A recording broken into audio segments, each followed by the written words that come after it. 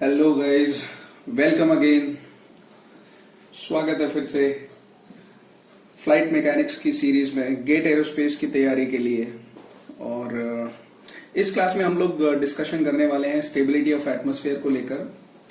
But उससे पहले कुछ क्वेश्चंस कर लेते हैं हम लोग, जिसमें हम लोगों ने स्टैंडर्ड एटमॉस्फेयर के कुछ डेरिवेशंस किए थे and we defined some altitudes like pressure altitude, density altitude and temperature altitude apart from geopotential altitude. And हम लोगों ने स्टैंडर्ड एटमॉस्फेयर के अंदर में ग्रेडियंट रीजन और आइसोथर्मल रीजन के लिए भी कुछ प्रॉपर्टीज निकाली थी। उसके बेसिस पे कुछ क्वेश्चंस कर लेते हैं और फिर हम लोग इस क्लास को शुरू करेंगे। फिर हम लोग टॉपिक पे आएंगे स्टेबिलिटी ऑफ एटमॉस्फेयर पे। तो गाइस देखो, सबसे पहले गेट 2015 में पूछा गया एक क्वेश्चन है, डायरेक्ट क्वेश्चन था ये। जिसने ढंग से पढ़ा होगा उसको इमीडिएटली विद इन 2 सेकेंड्स ये आंसर आप आराम से कर सकते हो। So consider the density and altitude at the base of N isothermal layer. एक आइसोथर्मल लेयर है, उसके बेस पे डेंसिटी और ऑल्टीट्यूड बोल रहा है कि आप कंसिडर करो in the standard atmosphere to be ρ1 and h1। ये गिवन है। The density variation with altitude ρ versus h in that layer is governed by. Rho versus h का वेरिएशन पूछ रहा है हम लोगों को और बेस पे हमें ρ1 और h1 गिवन है, जहां पे ये बोल रहा है कि R is equal to specific gas constant, T is equal to temperature and G0 is equal to acceleration due to gravity at sea level. तो गाइस देखो, यहाँ पे ऑप्शंस हमने को गिवन है ρ by ρ1 is equal to e to the power minus G0 upon RT h minus h1। एक option given है ρ by ρ1 is equal to e power minus G0 upon RT h1 minus h। C option में ρ by ρ1 is equal to e to the power minus RT upon G0 h minus h1। And D option is given as ρ by ρ1 is equal to e to the power minus RT upon G0 h1 minus h। तो जिसने पुराने derivation या पुरानी classes करी होंगी, immediately वो क्या काम करेगा, बिना ये सेकंड, थर्ड और फोर्थ ऑप्शन को देखे हुए फर्स्ट ऑप्शन को टिक कर देगा, which is also the correct answer. This is the correct answer. And ये गेट 2015 में पूछा हुआ क्वेश्चन है, तो इसकी इंपॉर्टेंस तो बनती है। Now last to last class में मैंने आपको ये भी बताया था कि हमें किस तरीके से स्टैंडर्ड एटमॉस्फेयर के चार्ट्स को पढ़ना है, स्टैंडर्ड एटमॉस्फेयर के टेबल्स को पढ़ना है। अगर आपको प्रेशर गिवन है तो उसके बेसिस पे आप प्रेशर ऑल्टीट्यूड कैसे निकाल सकते हो, डेंसिटी ऑल्टीट्यूड कैसे निकाल सकते हो, टेम्परेचर ऑल्टीट्यूड कैसे निकाल सकते हो। ये सारी चीजें मैंने आपको बताई थी जब हम लोग स्टैंडर्ड एटमॉस्फेयर डिस्कस कर रहे थे।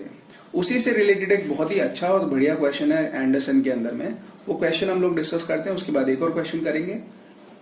तो question says, question number 2 for today, that if an airplane is flying at an altitude where the actual pressure and temperatures are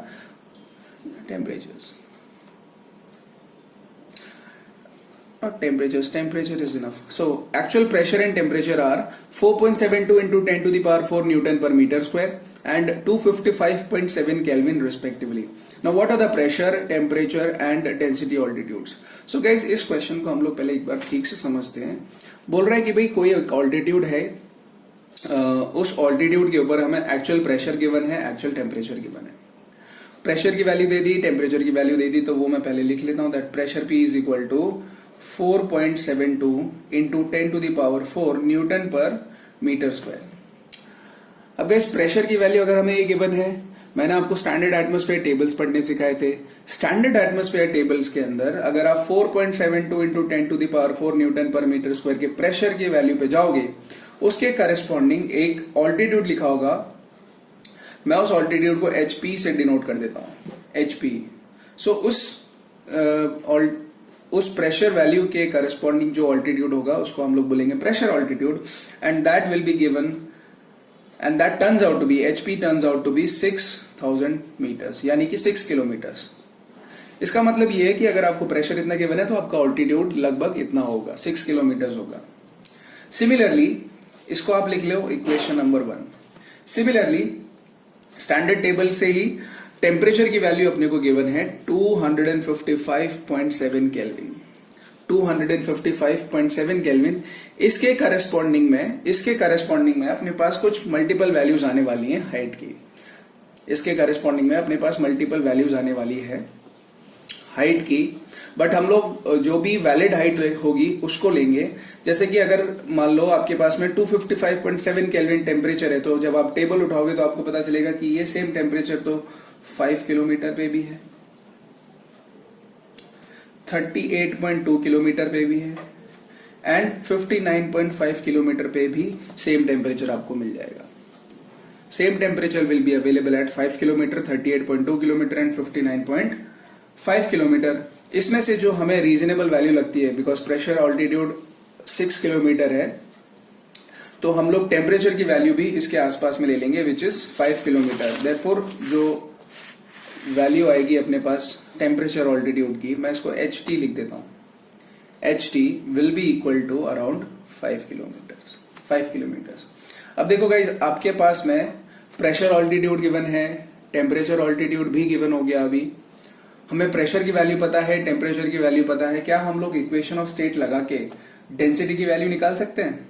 भाई pressure P is equal to rho R T होता है, pressure P is equal to rho R T. यहां से rho क्या निकल के आएगा? Rho is equal to P by R T. Rho is equal to P by R T. आपको pressure की वैल्यू गिवन है, टेम्परेचर की वैल्यू गिवन है, आर आपको पता है।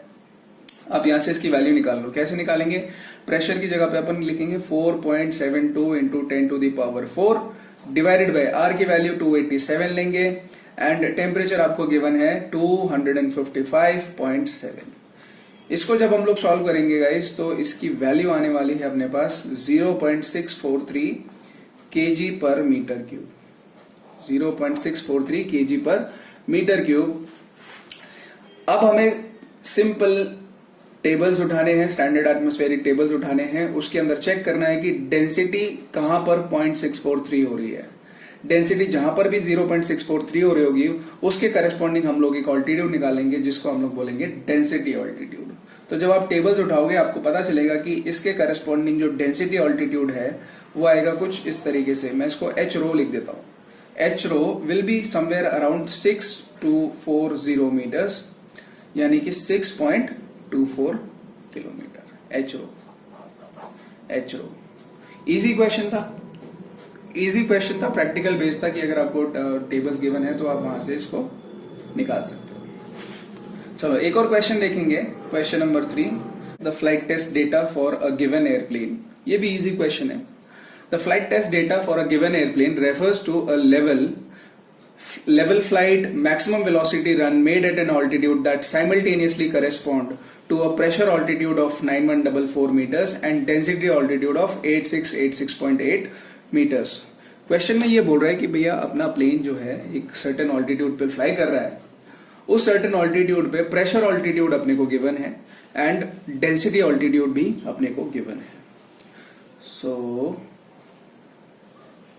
अपने को प्रेशर ऑल्टीट्यूड यानी कि HP गिवन है। HP की वैल्यू है अपने पास 9144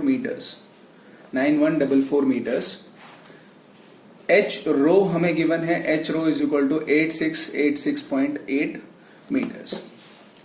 पूछ रहे calculate the temperature of the air at the altitude at which the airplane was flying for the test. यानी कि उसी ऑल्टीट्यूड के ऊपर में, जिस एक्चुअल ऑल्टीट्यूड पे प्लेन फ्लाई कर रहा है, उसी ऑल्टीट्यूड पे आपको टेम्परेचर की वैल्यू निकालनी है। तो बहुत ही सिंपल सा फंडा है कि जब आपको प्रेशर ऑल्टीट्यूड गिवन है तो आप उसके करस्पॉन्डिंग प्रेशर निकाल सकते हो। अगर आपको HP गिवन है तो आप उसके करस्पॉन्डिंग प्रेशर निकाल सकते हो। वो कैसे निकालेंगे हम लोग? वो हम लोग निकालेंगे स्टैंडर्ड एटमॉस्फेरिक टेबल्स की हेल्प से। तो जैसे ही आप स्टैंडर्ड एटमॉस्फेरिक टेबल में जाओगे आप देखोगे कि HP is equal to 9144 metres यहाँ पे लिखा हुआ है, उसके करस्पॉन्डिंग प्रेशर निकालो। प्रेशर वहां पे गिवन है 0.3 बार। सिमिलरली जहां पे अगर हमें डेंसिटी ऑल्टीट्यूड गिवन है 8686.8 मीटर्स, उसके करस्पॉन्डिंग हम लोग डेंसिटी निकालेंगे सेम टेबल की वैल्यू से। सो टेबल से अपने को डेंसिटी की वैल्यू निकल के आएगी 0.485 kg पर मीटर क्यूब। अब देखो गाइस, आपके पास प्रेशर आ गया, डेंसिटी आ गया, टेम्परेचर हमें ढूंढना है। तो टेम्परेचर भी ढूंढेंगे किस तरीके से? इक्वेशन ऑफ स्टेट लगा के। इक्वेशन ऑफ स्टेट क्या बोलती है? Pressure P is equal to rho R T. यहां से आप टेम्परेचर की वैल्यू निकालोगे, क्या निकल के आएगी? Temperature T is equal to P by rho R. अब आपको प्रेशर की वैल्यू पता है, रो की वैल्यू पता है, आर की वैल्यू पता है, तीनों वैल्यू सब्सटीट्यूट करेंगे, टेम्परेचर अपन यहां से निकालेंगे, तो किस तरीके से निकलेगा? Temperature T is equal to, pressure की वैल्यू डाल देता हूं 0.3 डिवाइडेड बाई डेंसिटी की वैल्यू है 0.485 और आर की वैल्यू एज यूजुअल 287। यहां से अपने पास टेम्परेचर निकल के आएगा 215.5 केल्विन, 215.5 केल्विन।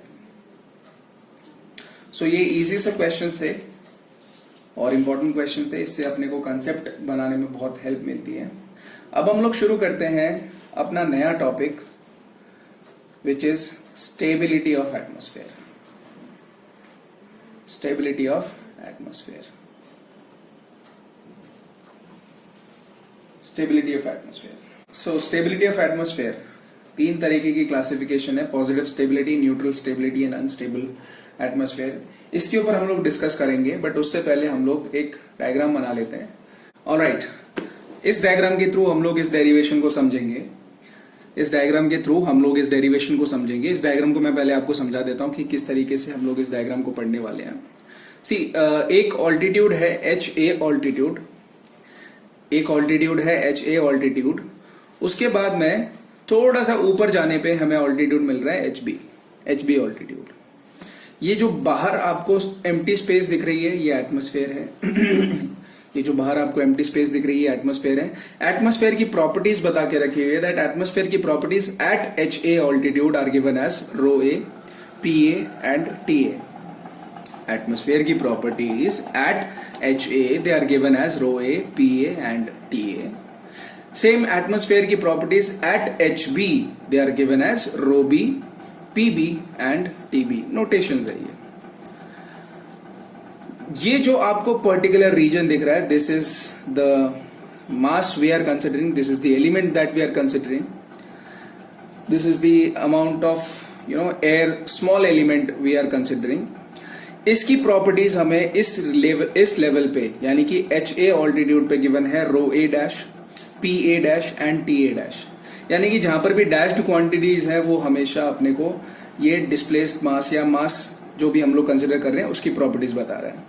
फिर जब ये मास डिस्प्लेस्ड होके HB ऑल्टीट्यूड पे जाता है, from HA to HB altitude पे जाता है, इसकी प्रॉपर्टीज हो जाती हैं ρB dash, PB dash and TB dash.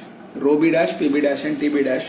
हमारा ओवरऑल जिस्ट गाइज ये है, ओवरऑल जिस्ट ये है कि ये जो डिस्प्लेस्ड मास है, ये जो डिस्प्लेस्ड मास है, जैसे ही ये HA ऑल्टीट्यूड से HB ऑल्टीट्यूड पे जाएगा इसकी प्रॉपर्टीज में कुछ चेंज आएगा, इसकी प्रॉपर्टीज में कुछ चेंज आएगा। उन प्रॉपर्टीज के बेसिस पे हम लोग डिफाइन करेंगे कि ये जो डिस्प्लेस्ड मास है या ये जो एलिमेंट है, क्या ये अपनी ओरिजिनल पोजीशन पे वापस आने की कोशिश करेगा या आएगा या नहीं आएगा। क्या ये डिस्प्लेस्ड मास अपनी ओरिजिनल पोजीशन पे आएगा या नहीं आएगा। अगर ये अपनी ओरिजिनल पोजीशन पे आ जाता है तो भाई ये तो पॉजिटिव स्टेबिलिटी में जाएगा।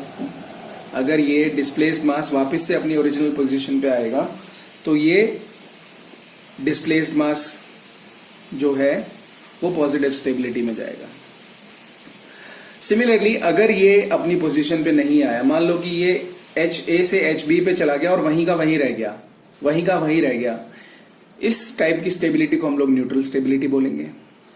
और अगर ये एलिमेंट HA से HB पे आया लेकिन इसकी फिर फर्दर टेंडेंसी ये है कि ये HB से भी ऊपर चलता जाए, HB से भी ऊपर चलता जाए, तो ये अनस्टेबल एटमॉस्फेयर की कैटेगरी में आएगा। तो मैं आपको जिस्ट बता देता हूं, ओवरऑल जिस्ट बता देता हूं दैट इसको हम लोग डेंसिटी के टर्म्स में लेंगे, इसको हम लोग डेंसिटी के टर्म्स में समझेंगे।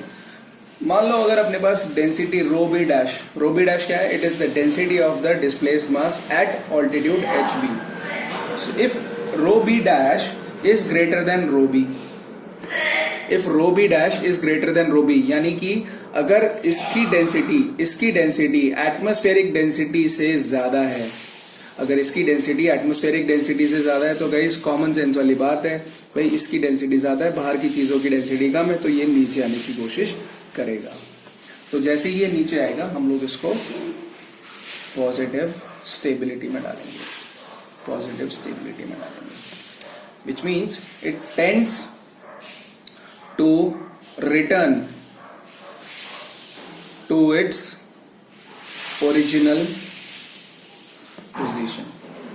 पोजीशन, इसकी टेंडेंसी होगी अपनी ओरिजिनल पोजीशन पे वापस आने की। बी पॉइंट क्या रहेगा, अगर अपने पास में कुछ इस कंडीशन, ये कंडीशन आ जाती है, rho B dash is equal to rho B, अगर rho B dash is equal to rho B वाली कंडीशन आ जाती है, इसका मतलब ये हुआ कि जो बाहर एटमॉस्फेयर की डेंसिटी है वो इस फ्लूइड की डेंसिटी के एकदम बराबर है।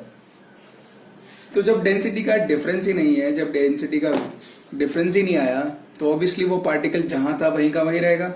इसको हम लोग बोलते हैं न्यूट्रल स्टेबिलिटी। ये न्यूट्रल स्टेबिलिटी में आएगा। This is neutral stability which means it remains in its new position, remains in its new position, ये अपनी उसी पोजीशन में, नई पोजीशन में रह जाएगा।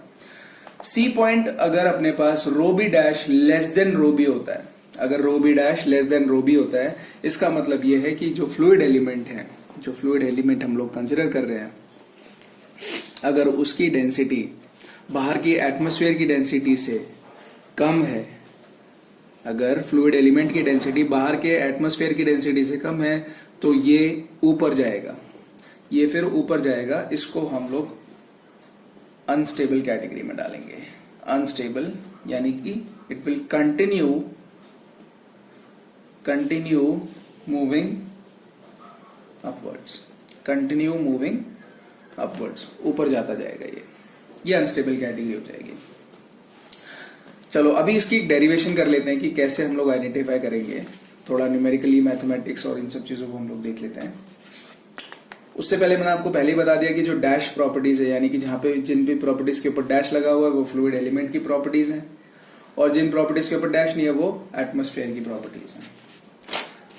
तो गाइस, अगर स्टैंडर्ड एटमॉस्फेयर की क्लास अगर आपको याद है, स्टैंडर्ड एटमॉस्फेयर की क्लास अगर आपको याद है, तो मैंने आपको डेरिवेशन करवाई थी, जिसके अंदर मैंने आपको बताया था फॉर अ ग्रेडियंट रीजन, एक फॉर्मूला हम लोगों ने डिराइव किया था। For a gradient region for atmosphere, P B divided by P A is equal to rho B divided by rho A की power G not upon G naught plus A R. इसको लिख लो equation number 1। ये पुरानी derivation आया हुआ है, ये पुरानी डेरिवेशन आया है that P B upon P A is equal to rho B upon rho A to the power G not upon G naught plus A R. ये हम लोग पहले ही डिराइव कर चुके हैं in the when we were studying standard atmosphere. Now let this value G not upon G naught plus A R, इस पूरी वैल्यू को लेट सपोज हम लोग स्मॉल एन मान लेते हैं, let it be small n. Therefore actually में मुझे आगे चल के ना एक वैल्यू चाहिए, मैं उस वैल्यू को डिराइव कर देता हूँ एंड लेट मी प्रूव कि वो वैल्यू एक्चुअली में जी नॉट और ए आर के टर्म्स में कैसी दिखने वाली है। So n minus one upon n, मुझे ये क्वांटिटी चाहिए, बाद में मुझे ये क्वांटिटी चाहिए, तो मैं n minus one upon n को ऐसा लिख सकता हूँ 1 minus one upon n, 1 minus one upon n. भाई n को मैंने दोनों वैल्यू से डिवाइड कर दिया, यहां पे आ जाएगा अपने पास 1 minus 1 divided by n. N को गाइस हम लोगों ने ये सपोज करके रखा हुआ है, ये चीज सपोज करके रखी हुई है, तो हम लोग इसको ऐसा लिख सकते हैं G naught divided by G naught plus A R, G naught divided by G naught plus A R. इसको अगर आप सिंप्लीफाई करोगे तो ऐसा कुछ आपको दिख जाएगा, ये G naught plus A R divided by G naught. LCM ले लेते हैं इसका, एलसीएम ले लेते हैं। एलसीएम लेने पे क्या आ जाएगा, G naught minus A R divided by G naught. क्या निकल गया ये वैल्यू, ये आएगी अपने पास minus A R upon G naught. कैसे, जी नॉट से ये वाला जी नॉट कैंसिल हो गया, तो लेफ्ट साइड में अपने पास है N minus one upon N, right side में minus A R upon G naught. इसी को अगर मैं N upon N minus one करता हूँ, रेसिप्रोकल ले लेता हूँ, तो ये आ जाएगा अपने पास minus G not upon A R. ये वैल्यू एक्चुअली में हमें आगे चल के यूज करनी है, तो मैंने इसको ऑलरेडी डिराइव कर लिया। Let this equation be equation number 2 and this be equation number 3, ये इक्वेशन नंबर 3 है. This is equation number 3. Alright, अब ऊपर इक्वेशन नंबर 1 जो गिवन है अपने को फ्रॉम इक्वेशन नंबर 1, उसको मैं मोटे मोटे शब्दों में ऐसा लिख सकता हूं that P is equal to K rho to the power n. K rho to the power n. इस K के अंदर में सारी वैल्यूज जो आने वाली थी, rho B by rho A, G not upon G naught plus A R, ये जो भी चल रहा था, इसको हम लोग जनरल रिलेशन में ऐसे लिख सकते हैं P is equal to K rho to the power n. Let's write this equation to be equation number 4. अब ये जो n है ना बच्चों, पहले हम लोग जी नॉट की वैल्यू लेते हैं. जी नॉट की वैल्यू क्या है यहाँ जो हम लोग जनरली यूज करते हैं, इट इज 9.8 मीटर पर सेकेंड स्क्वायर. ए की वैल्यू माइनस 0.0065 केल्विन पर मीटर. ये भी आपको पता है एक सर्टेन ऑल्टीट्यूड तक वैलिड रहती है. एंड आर की वैल्यू 287 जूल्स पर केजी पर केल्विन. जूल्स पर केजी पर केल्विन. यहाँ पे जो ये स्मॉल n है, दिस स्मॉल n, इसकी वैल्यू होगी 1.235 इन ट्रोपोस्फेयर. इसकी वैल्यू होगी 1.235 इन ट्रोपोस्फेयर स्टैंडर्ड एटमॉस्फेयर के हिसाब से. एंड इसकी वैल्यू होगी 1.0 in isothermal region of stratosphere. इसकी वैल्यू 1 होगी in the isothermal region of stratosphere and इसकी वैल्यू 1.235 होगी ट्रोपोस्फेयर के अंदर में. नाउ अब कंटिन्यू करते हैं हम लोग इक्वेशन नंबर 4 के बाद से. ऑल्सो आप लोगों ने ये पिछली बार में डेरिवेशन देखा था लास्ट टू लास्ट क्लास के अंदर. P by P1 is equal to T by T1 to the power minus G not upon A R. P by P1 is equal to T by T1 minus G not upon A R. तो यहां से मैं इसको ऐसे लिख सकता हूं T is equal to K P to the power n minus 1 upon n. K P to the power n minus 1 upon n. ये n माइनस 1 अपॉन n कहां से आया? ये हम लोगों ने पीछे डिराइव किया हुआ है that n minus 1 upon n is equal to minus G not upon A R. Starting में डिराइव किया आप लोगों ने. तो इसको हम लोग लिख लेते हैं equation number 5. This is our equation number 5. Now since TB upon TA is equal to PB upon PA to the power n minus 1 upon n. TB upon TA is equal to PB upon PA to the power n minus 1 upon n. ये actually हमने equation number 5 का जो general form था उसमें से ये चीज हमने निकाल दी है. सो TB upon TA is equal to PB upon PA to the power n minus 1 upon n. Now ये इंपॉर्टेंट लाइन है, बहुत ही इंपॉर्टेंट चीज है ये समझने के लिए. Now very very important, thermodynamic laws and properties हम लोग इसमें यूज करेंगे. थोड़ा बहुत थर्मोडायनेमिक्स हम लोग इसके अंदर में यूज करने वाले हैं. अब तक तो जो वैल्यूज हमने निकाली हैं गाइस, वो सारी वैल्यूज हम लोगों ने निकाली हैं एटमॉस्फेयर की. जो भी हम लोगों ने TB TA PB PA रो बी रो ए ये सब जो निकाला है, ये हम लोगों ने एक्चुअली में एटमॉस्फेयर से रिलेटेड निकाला है, स्टैंडर्ड एटमॉस्फेयर से निकाला है. और वो भी हम लोगों ने जो पुरानी डेरिवेशंस थी आइसो ग्रेडियंट रीजन की, उसमें से ये वैल्यूज हम लोगों ने डायरेक्टली लिख लिया है. ये डायरेक्टली लिख लिया. अब हम लोग प्रॉपर्टीज की बात करते हैं for the fluid element that we have considered. अब हम लोग उस फ्लूइड एलिमेंट की बात करते हैं जिसको हम लोगों ने कंसिडर करके रखा हुआ है. अब इसमें सबसे इंपॉर्टेंट बात यह है बच्चों कि अगर वो फ्लूइड एलिमेंट जिसकी बात हम लोग बात कर रहे हैं HA से HB की तरफ आता है and the process is so fast, अगर वो एलिमेंट HA से HB की तरफ जाता है and the process is so fast कि उसको हीट ट्रांसफर करने का मौका ही नहीं मिलता, विच मीन्स ये एडियाबैटिक प्रोसेस है. तो उससे रिलेटेड उससे रिलेटेड जो प्रॉपर्टीज होंगी उसमें कुछ वेरिएशंस आएगा.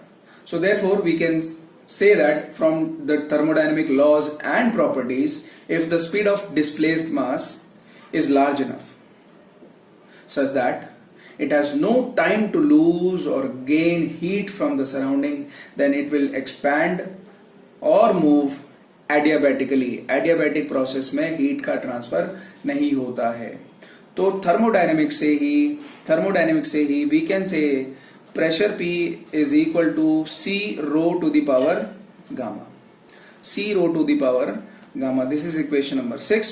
And thermodynamics में ही हम लोग अभी आगे आने वाली क्लासेस के अंदर में एक्चुअली मैं ये सब चीजें डिराइव भी करवाऊंगा. जब हम लोग थर्मोडायनेमिक्स का एक लेक्चर ले रहे होंगे, 1-2 लेक्चर ले रहे होंगे हम लोग थर्मोडायनेमिक्स का, तो उसके अंदर ये चीजें हम लोग डिस्कस कर लेंगे कि कैसे ये जो फॉर्मूलेज मैं यूज कर रहा हूँ वो कहाँ से आए और कैसे हम लोग डिराइव कर सकते हैं, क्योंकि इनके अंदर में कुछ ना कुछ सर्टेन कंडीशंस है, लिमिटेशंस है एंड अजम्पशंस है जो कि हम लोगों को पता होनी चाहिए.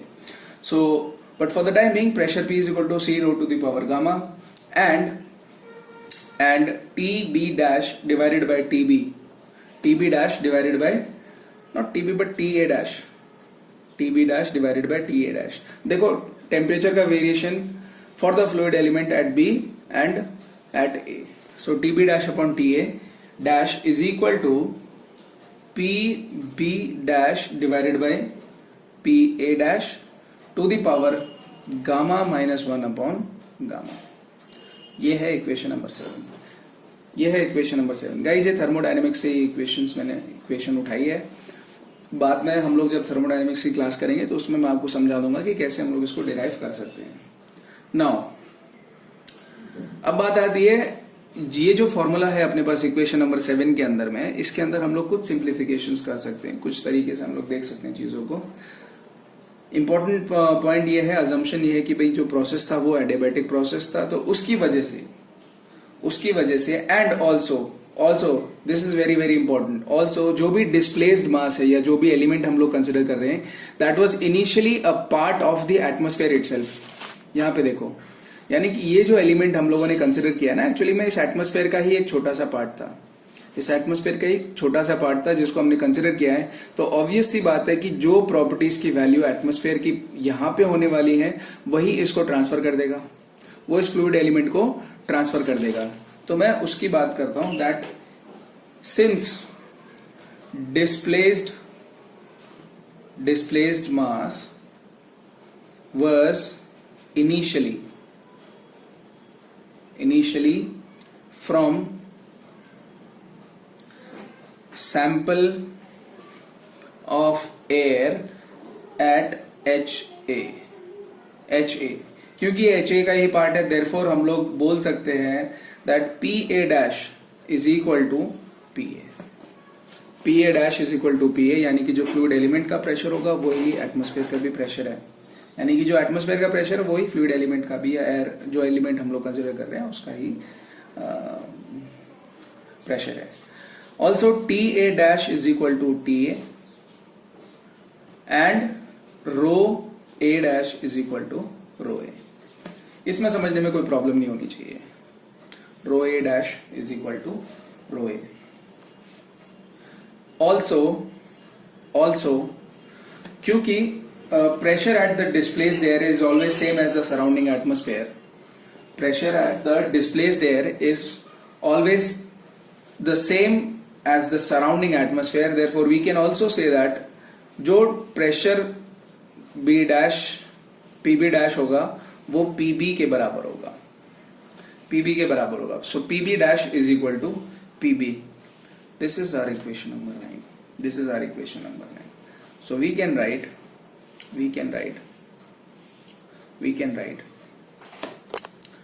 this is important, TB dash divided by TB को हम लोग ऐसे लिख सकते हैं, TB dash divided by TA dash into TA dash divided by TA into TA divided by TB. TA divided by TB. कुछ नहीं किया है, देखो ये चीजें कट जाएंगी वैसे भी, TA dash से TA dash कट गया, TA से TA कट गया, बचेगा एंड में सिर्फ TB dash upon TB. But इसको मैंने एक तरीके से खोल के लिख दिया है. सो मुझे एक्चुअली में निकालनी थी ये values, TB dash upon TA dash, T A dash upon T A और T A upon T B. ये चीजें मुझे फाइंड आउट करनी थी, ये चीजें मुझे फाइंड आउट करनी थी। नाउ हमें पता है T A dash is equal to T है, T A dash is equal to T A है। देयरफॉर जो प्रीवियस इक्वेशन है वो कन्वर्ट हो जाएगी इसके अंदर, T B dash divided by T B is equal to T B dash divided by T A dash into T A by T B. ये आ गया मजेदार equation, T B dash divided by T B is equal to T B dash upon T A dash into T A by T B. ये बहुत ही मजेदार equation आ गई है। हमने ऑलरेडी ये चीज डिराइव कर लिया था, T B dash upon T A dash क्या होगा और T A upon T B क्या होगा। उन वैल्यूज को बस हमें सब्स्टिट्यूट करना है। So therefore from equation 5 and 7, equation number 5 और 7 में देखो, इक्वेशन नंबर 5 क्या बोल रही है। इक्वेशन नंबर 5 में लिखा हुआ है अपने पास में P by P1 is equal to T by T1 minus G not upon A R, यानी कि ये आ जाएगा PB upon PA is equal to TB upon TA to the power minus G not upon A R. उसी से related मैंने ये चीजें यहाँ पे यूज करनी है। सो बन गया अपने पास TB dash upon TB is equal to, substitute करेंगे TB dash upon TA dash को, तो ये अपने पास ऑलरेडी है, क्या है, PB dash divided by PA dash to the power gamma minus 1 upon gamma into TA upon TB की जगह पे हम लोग लिख सकते हैं PA upon PB to the power n minus 1 upon n minus 1 upon n। Therefore TB dash upon TB is equal to PB, भाई PB dash को हम लोग PB लिख सकते हैं क्योंकि प्रेशर तो सेम रहेगा सराउंडिंग एटमॉस्फेयर के, तो PB डैश की जगह पे मैंने PB लिख दिया, डिवाइडेड बाय PA डैश की जगह पे मैं PA लिख सकता हूँ। सो बन गया अपने पास PB upon PA to the power gamma minus 1 upon gamma into PA upon PB to the power n minus 1 upon n।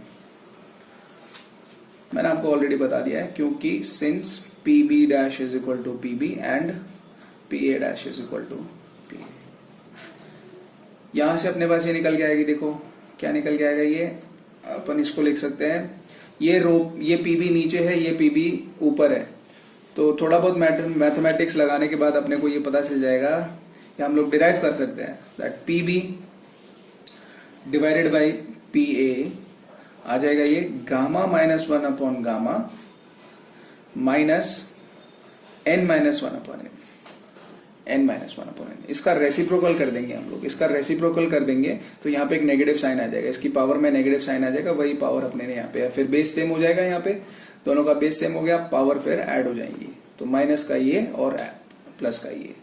इसको जब अपन सॉल्व कर रहे हैं तो क्या आएगा answer, PB divided by PA to the power gamma minus n upon gamma n। Left side में है TB dash upon TB।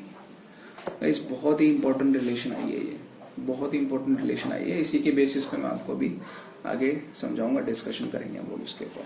So TB dash upon TB is equal to PB upon PA to the power gamma minus n upon gamma n। अब यहां से हम लोग density का variation निकाल लेते हैं, बस एक फाइनल डेंसिटी का वेरिएशन निकाल लेते हैं विद रिस्पेक्ट टू प्रेशर, और फिर हम लोग उसके बेसिस पे आगे अपनी डिस्कशन को कंटिन्यू करेंगे। सो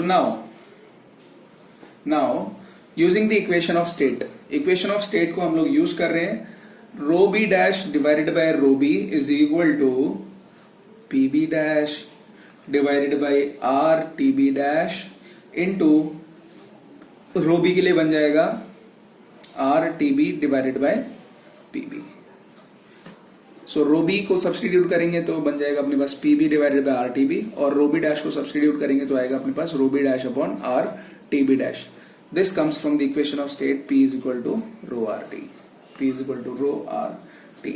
यहां से guys rho B dash divided by rho B निकल के आएगा अपने पास PB dash divided by TB dash into TB divided by PB TB divided by PB, because R से R तो कट चुका है। ओके और क्या चीज है यहाँ पे हम लोग एक और सिंप्लीफिकेशन कर सकते हैं that rho B dash upon rho B is equal to T B upon T B dash. अब पूछोगे सर इसमें से P B dash upon P B कहाँ गया?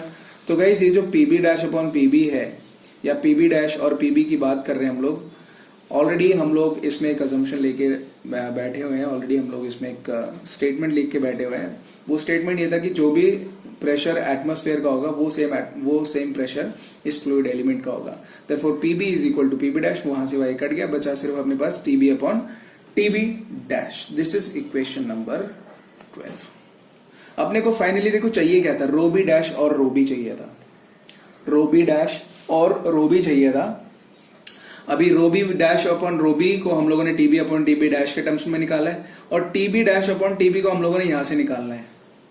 टीबी डैश अपॉन टीबी को अपने को यहां से निकालना है, यहां से सब्स्टिट्यूट इसको कर देना है। तो जैसे ही आप इसको सब्स्टिट्यूट कर दोगे, जैसे ही आप इसको सब्स्टिट्यूट करोगे, वैल्यू आ जाएगी अपने पास में rho B dash divided by rho B is equal to TB divided by TB dash which is also equal to PA upon PB to the power gamma minus n upon gamma n। ये है final equation, this is final equation, this is our equation number 13। सो ये जो equation है ये हमें relation दे रही है रो बी डैश का रो बी के साथ में, रो बी डैश का रो बी के साथ में, यानी कि density of the mass element of the air element that we have considered and density of the surrounding atmosphere at height hb। hb के ऊपर जो वेरिएशन आ रहा है डेंसिटी का वो हमें यहां से पता चल जाएगा। अब इसमें केसेस ले लेते हैं गाइस। केस नंबर 1, स्टेबिलिटी की बात कर रहे हैं तो केस नंबर 1 में हम लोग ले लेते हैं if gamma is greater then n। अगर गामा n से बड़ा है तो आप ऊपर देख लो, फिर इसके ऊपर में यहाँ पे देखो इधर, अगर गामा n से बड़ा होगा, अगर गामा n से बड़ा होगा तो ऑब्वियस सी बात है gamma minus n upon gamma n ये वैल्यू पॉजिटिव होगी, ये वैल्यू पॉजिटिव होगी। भाई गामा बड़ा है n से तो किसी भी कंडीशन में, किसी भी नंबर, किसी भी कंडीशन में gamma minus n upon gamma n ये पॉजिटिव होगा। अगर ये पॉजिटिव होगा तो लेट्स सपोज ये पॉजिटिव m है, let's suppose say this is positive m या पॉजिटिव m ले लो या whatever you want to take. Now since PA is greater than PB, guys ये बहुत इंपॉर्टेंट है, यहां पे समझना जरूरी है।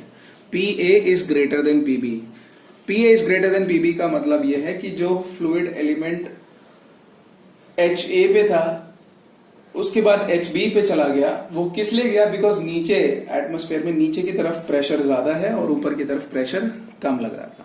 सो from higher pressure to lower pressure उसने अपने आप को मूव कर लिया। So therefore this is important that PA is greater than PB, which means atmospheric pressure at HA is greater than atmospheric pressure at HB। Therefore इस equation को, equation number 13 को हम लोग लिख लेते हैं फिर, rho B dash divided by rho B is equal to PA divided by PB to the power K, positive K। And ये चीज अपने पास ग्रेटर देन 1 आएगी, ग्रेटर देन 1 आएगी, ये चीज अपने पास ग्रेटर देन 1 आएगी।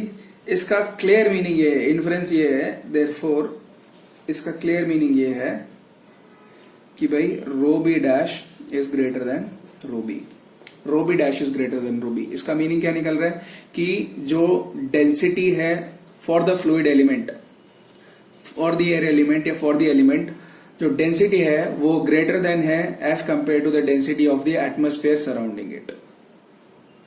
तो ऑब्वियस सी बात है क्योंकि एलिमेंट भारी है, एटमॉस्फेयर हल्का है, तो ये भारी वाली चीज नीचे आ जाएगी। सो रो बी डैश जो प्रॉपर्टी है इसकी वजह से नीचे आ जाएगा एलिमेंट, एंड इसी को हम लोग बोलेंगे positive stability. This is positive stability, ये आ जाएगी पॉजिटिव स्टेबिलिटी। केस 2 देख लेते हैं।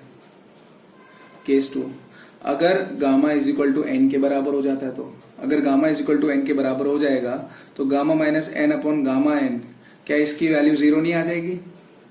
इसकी वैल्यू 0 आ जाएगी। अगर इसकी वैल्यू 0 आ जाएगी तो मुझे यहां से rho B dash upon rho B is equal to P A upon P B, इसमें यहां पे मैं 0 पुट कर सकता हूं, and anything to the power 0 is actually 1। So rho B dash upon rho B is equal to 1। यहां से inference क्या निकल के आया, that rho B dash is equal to rho B, rho B dash is equal to rho b, and if rho b dash is equal to rho b, which means that the density of the displaced element at hb is actually equal to the density of the atmosphere surrounding it. So both the densities are same, and if the densities are same, the fluid element is not going to move either upwards or downwards. So it will stay at its new position. So it will stay at its new position, and this turns out to be neutral stability. So these are the conditions. अगर gamma N के बराबर होगा तो neutral होगा, gamma greater than N होगा तो positive stability होगी। And third case देख लेते हैं, final case, that if, case number 3, if gamma is less than N. अगर gamma is less than N है तो gamma minus N upon gamma N, ये वैल्यू लेस देन 1 होगी, यानी कि नेगेटिव होगी, लेस देन 0, या so it will be negative. So ये वैल्यू नेगेटिव आ जाएगी। If it is negative, let suppose it is minus M, say let suppose this is minus M, इसको हम लोग माइनस एम मान लेते हैं। तो इक्वेशन नंबर 13 से अपने को क्या निकल के आएगा, that rho B dash upon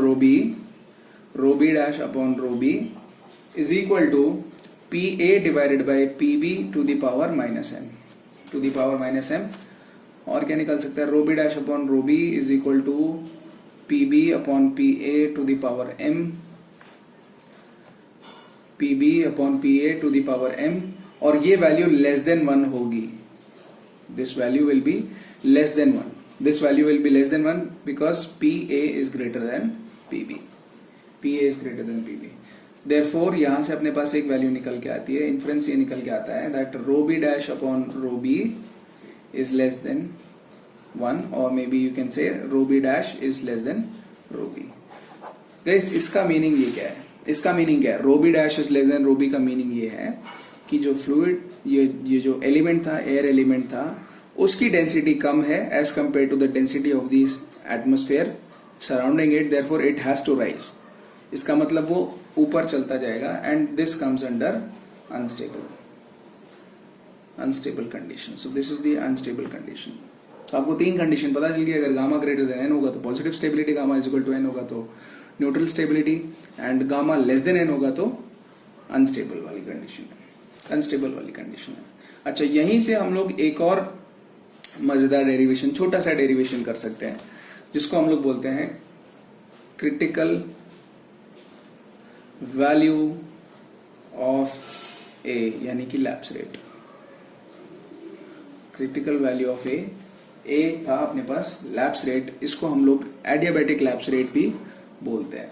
उसकी डेरिवेशन कर लेते हैं। सो फॉर, बहुत छोटा सा, फॉर ड्राई एयर हमें पता है गामा की वैल्यू होती है 1.4। For dry air we know that gamma is equal to 1.4 for neutral stability, यानी कि मैं एक क्रिटिकल वैल्यू निकालना चाहता हूं लैप्स रेट की, कि इस लैप्स रेट से ऊपर या नीचे हुआ तो एटमॉस्फेयर स्टेबल हो जाएगा या अनस्टेबल हो जाएगा, वो कंडीशन हम लोग निकालने की कोशिश करें। So therefore for neutral stability gamma is equal to n, which means gamma is equal to n is equal to 1.4. Therefore n हम लोगों ने स्टार्टिंग में लिया था G0 upon G0 plus AR। Starting में हम लोगों ने n को इस तरीके से डिफाइन किया that G0 upon G0 plus AR। Critical values में क्या करूंगा, मैं a की जगह पे a क्रिटिकल यूज कर लूंगा, a की जगह पे मैं a क्रिटिकल यूज कर लूंगा। सो यहां से जब अपने पास a की वैल्यू बाहर निकल के आएगी, वो बनेगी G0 into 1 minus N, simple छोटा सा मैथमेटिक्स है, इंटू NR। इसको मैं क्रिटिकल लिख देता हूँ, A critical is equal to G0 into 1 minus N upon NR। इसकी वैल्यू सब्सटीट्यूट करते हैं, देखते क्या आ रहा है। A क्रिटिकल जब आप इसमें A क्रिटिकल में वैल्यू सब्सटीट्यूट करोगे, G0 की जगह पे 9.8 और N की जगह पे 1.4, तो 1 माइनस 1.4 डिवाइडेड बाई नीचे 1.4 इंटू 287, तो अपने पास A क्रिटिकल की वैल्यू निकल के आती है गाइस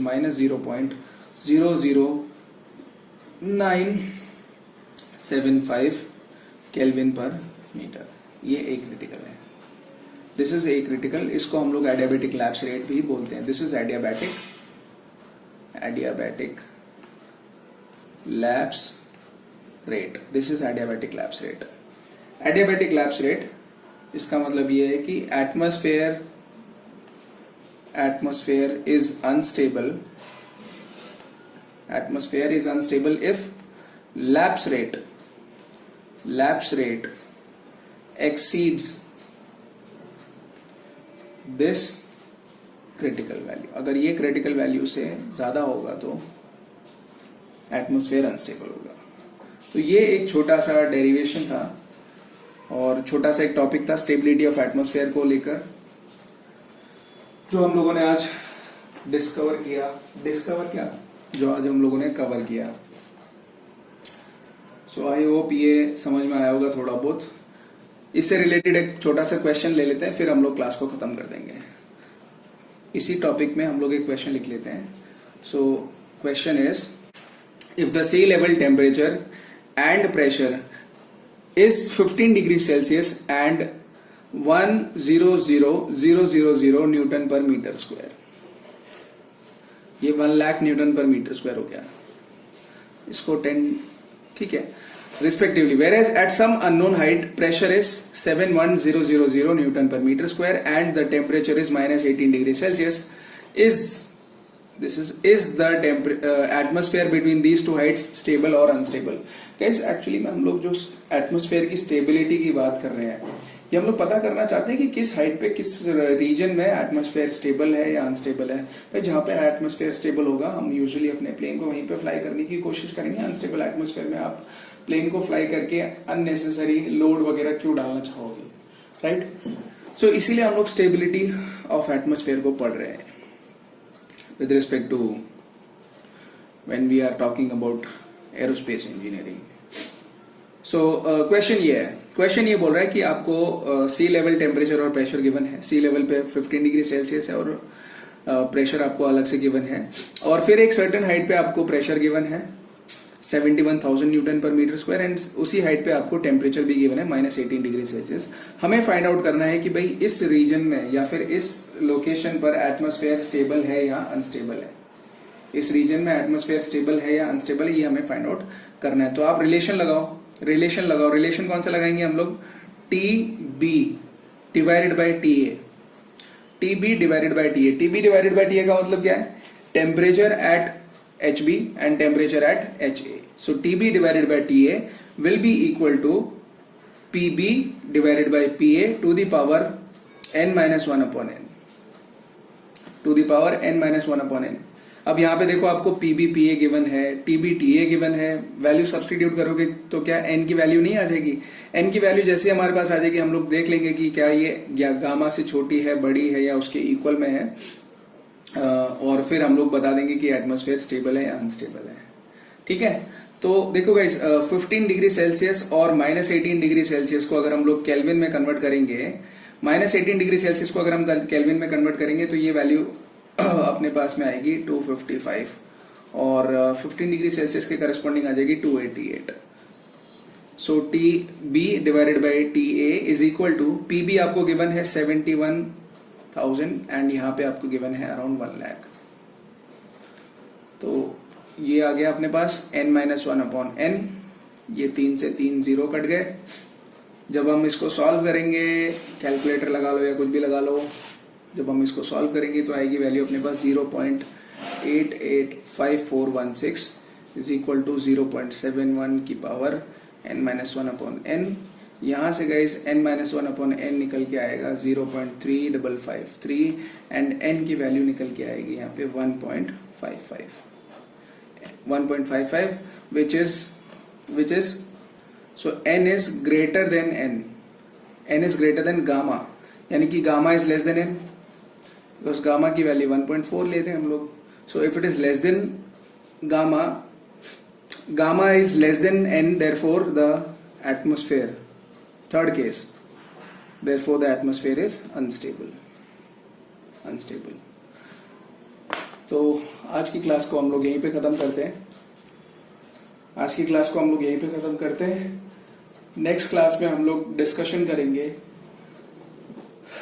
एयर स्पीड मेजरमेंट की। ऑलरेडी उससे रिलेटेड हम लोगों ने फ्लाइट इंस्ट्रूमेंट्स कर लिया है, उसका वीडियो मैंने ऑलरेडी अपलोड कर दिया है। नेक्स्ट क्लास में हम लोग डिस्कशन करेंगे एयर स्पीड मेजरमेंट की, और उसमें देखेंगे हम लोग कि किस तरीके से हम लोग कौन कौन सी टाइप की स्पीड में क्लासीफाई करते हैं, कितने टाइप की स्पीड्स हम लोग लेते हैं। So thank you guys.